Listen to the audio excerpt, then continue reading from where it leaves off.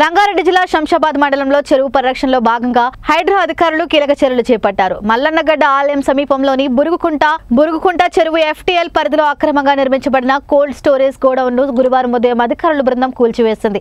చెరువులలో నీటి నిల్వ స్థాయి తగ్గిపోకుండా ఉండేందుకు, చెరువుల ఆనతిని కాపాడేందుకు FTL పరిధిలో ఎలాంటి నిర్మాణాలను అనుమతించబోమని హైడ్రా అధికారులు స్పష్టం చేశారు. ఈ చర్యలపై స్థానిక మిశ్రమ స్పందన వ్యక్తం చేస్తున్నారు. అక్రమ నిర్మాణాలపై ఈ డ్రైవ్ కొనసాగుతుందని, FTL భూముల్లో ఎవరైనా నిర్మాణాలు చేపడితే సంబంధిత నియమాల ప్రకారం కఠినంగా చర్యలు తీసుకుంటామని హైడ్రా అధికారులు హెచ్చరించారు.